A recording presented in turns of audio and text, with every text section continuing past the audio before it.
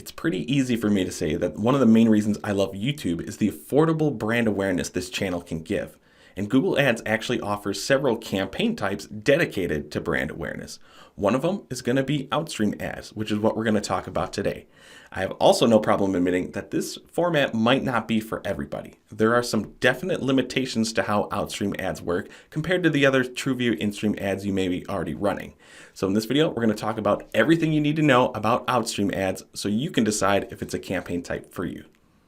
Before we jump into the Google Ads interface, I want to talk about a few things you should know about Outstream Ads before creating a campaign. The first thing you should know is an Outstream ad will only appear on partner sites and apps outside of YouTube. So they're not going to appear on youtube.com and they're not going to appear on any of the YouTube mobile apps. And I wanted to emphasize the app portion of it because the second thing you should know is that Outstream Ads will only show up on mobile and tablet devices. There are no desktop placements and there are no TV placements. This is purely a mobile device campaign subtype.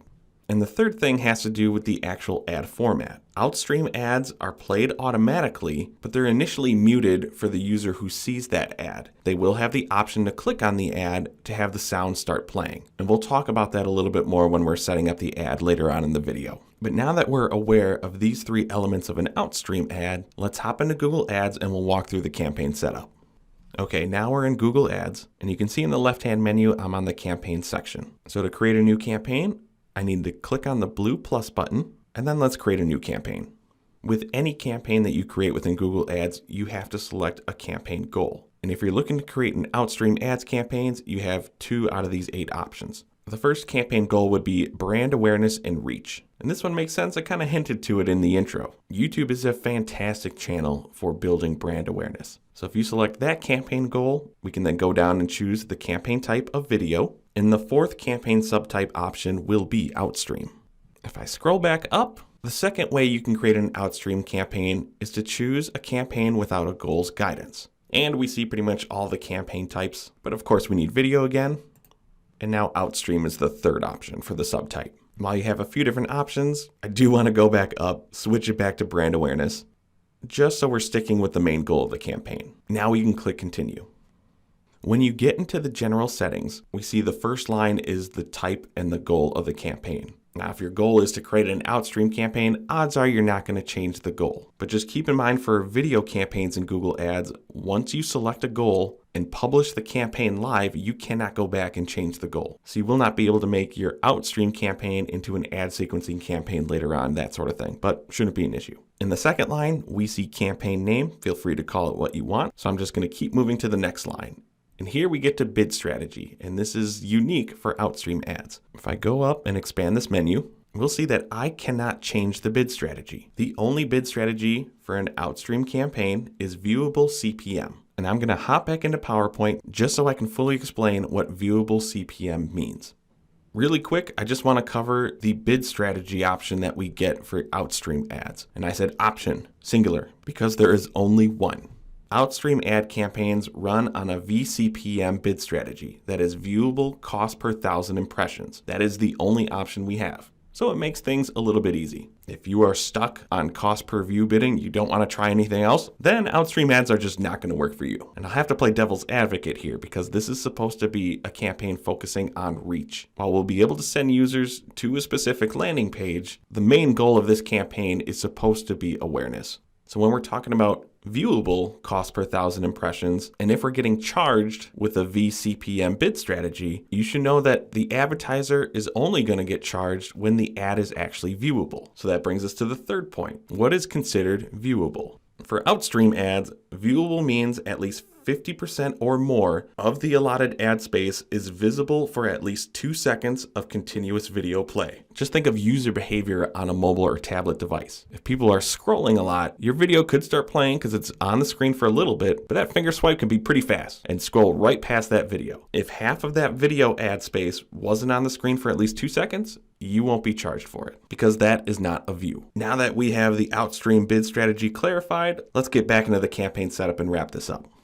Okay, let's keep on going. Close the bid strategy section because we're good with our only option. Next, we can look at the budget and the dates. The default option will be looking at a total campaign. Think of it almost as a campaign lifetime budget. That isn't our only option, You can switch to a daily budget if you want to make this a more evergreen campaign. It really depends on what you want to achieve with the Outstream format. But for now, I'm just going to leave it as campaign total, enter in my budget, and then if you're choosing a campaign total, you need to have a specific end date. And I'm going to choose my birthday. So now that you know my birthday, buy me some presents. If we scroll down to network, we already talked about this in the opening slides. We can't change anything from the network section. Our placements are only going to be on video partners on the display network, as well as apps that are part of the display network. I feel like I have to stress that many times because I know a lot of people don't like display network placements, and a lot of people definitely do not like app placements, but that is the whole point of the Outstream subtype. Next, you can choose your locations to target. I'm not going to go in depth there. We do have a video talking about Google Ads location targeting. You can watch that video up in the right-hand corner if you really want to know all of your targeting options in Google Ads. Scrolling down a little bit more, we can choose our language. I'm in the United States. All the Paid Media Pros videos are in English, so I'm just going to choose that one. Pretty self-explanatory. And then we can go down to content exclusions. The recommended and default option will be standard inventory, but you can switch it to expanded inventory, which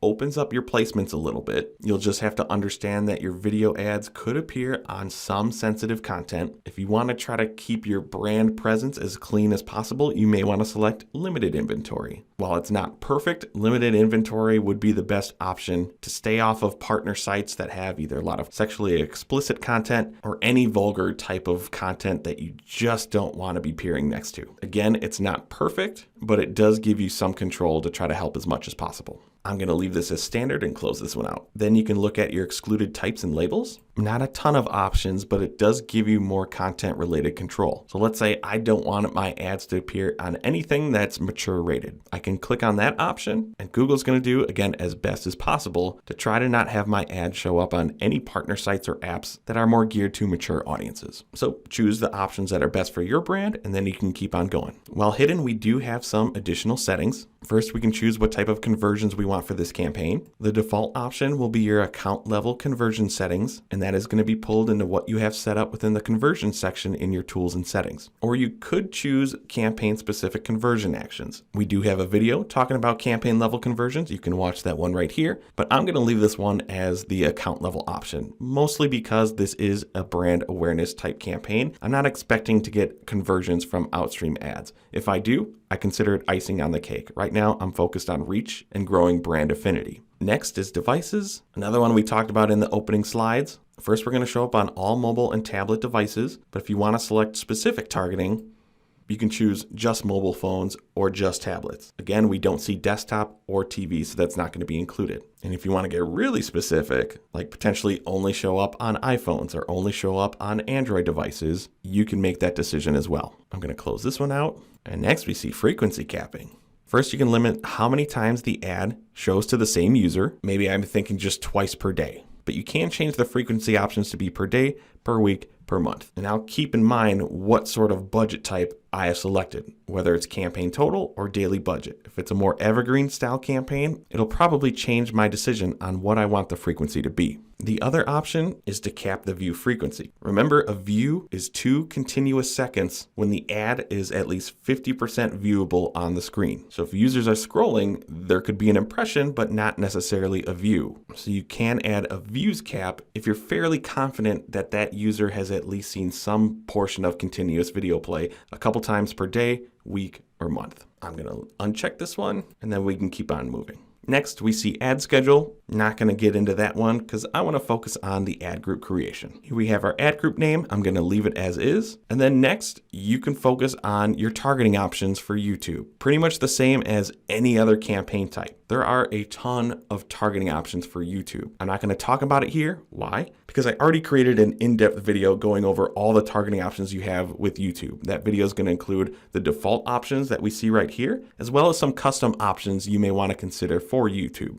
I highly recommend checking that out so you know how you can target your target audience before running any sort of campaign. But next, you can enter in your bidding, and now we can move on to the ad creation for the campaign. To run any video campaign, we need a video. You can either search for your video on YouTube, but the easiest thing to do is to copy and paste in the URL. And just to confirm, you do need to have the video uploaded to YouTube first. You can't upload your video file directly into Google Ads. It's just not how it works. We just talked about YouTube targeting options, so this is the video I chose. If you look over to the right-hand side, we're starting to get campaign estimates. Now, it's a ton of impressions because I didn't add any targeting options. I'm targeting all English speakers in the United States right now, so it's not focused at all. As you adjust your targeting options, your location settings, your language settings, you will see those numbers change. Now, the first option that we see is the thumbnail. And the options we see for our thumbnails are the options we got when we uploaded the video to YouTube.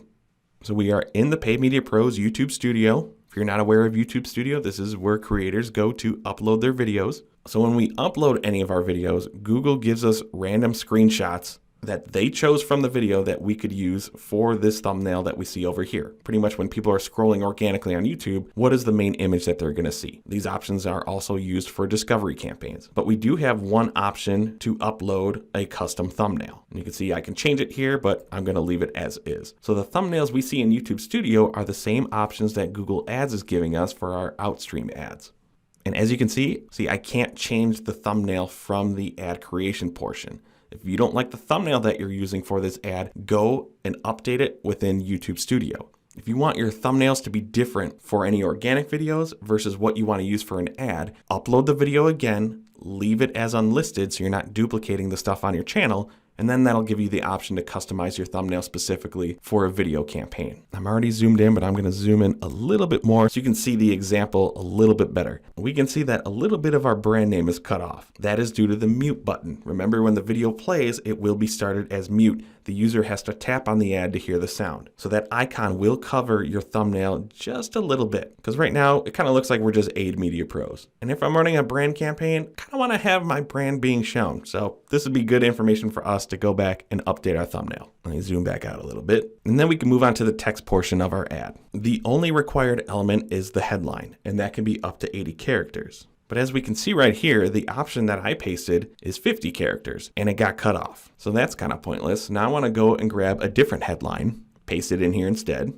And now we can see that about just under 40 characters is the best option to not have your headline get cut off. Next, we have an optional description, which is going to be 100 characters long. And once again, the description gets cut off. So while we get 100 characters, I don't recommend using them all. So let me grab a different description. While that one's pretty short, we've seen around 60 to 70 characters can still fit in there. Next, you can choose your call to action. It's another optional element. But if you want to override the default Learn More option, you can add your own. It's up to 15 characters. Next, you'll choose your company logo. Maximum size is 200 kilobytes. And as you can see below, the recommended option is to be a transparent 200 by 200 image. I added in our square logo. Clearly, I don't look like that anymore, so we should probably update this. And the last step will be adding in your final URL. If I scroll back up, look at the preview one more time, you can check my thumbnail. You can see how tiny that logo actually is. Make sure my headline and description is visible. And there you can see the Watch Now call to action button that will send users to the final URL you placed within this ad.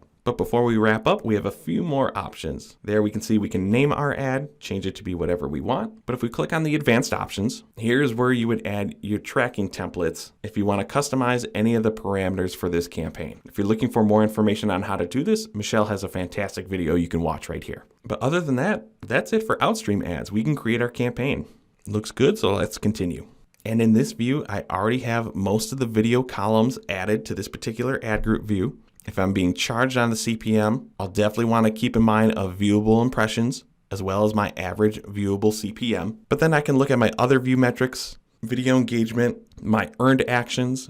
If I want, I can go up and I can add my conversion options, my traffic options, since I can send people to a particular landing page, and then monitor my results as I would almost any other YouTube campaign. This setup is extremely easy. If you've been running YouTube ads for a while, you'll see that there isn't a huge difference between a lot of the other campaign types. It really comes down to placement, bid strategy, and the ad format. That's what separates Outstream ads from the other subtypes. If you truly see the value in YouTube in building brand awareness, introducing your company to a target audience, Outstream ads could be great for you. As we just saw, traffic and conversions are a possibility. That is not the main goal of this campaign. If you're really focused on conversions and actions, create a TrueView for Action campaign instead. And as we're looking at the columns and reporting, I will tend to focus on the reach I'm getting, clearly my CPM, as well as the engagement metrics. I typically won't add any of the direct conversion ones because I only choose this campaign subtype when I'm focusing on brand awareness. If you're currently running Outstream ads or you have in the past, let us know how they worked for you in the comments below.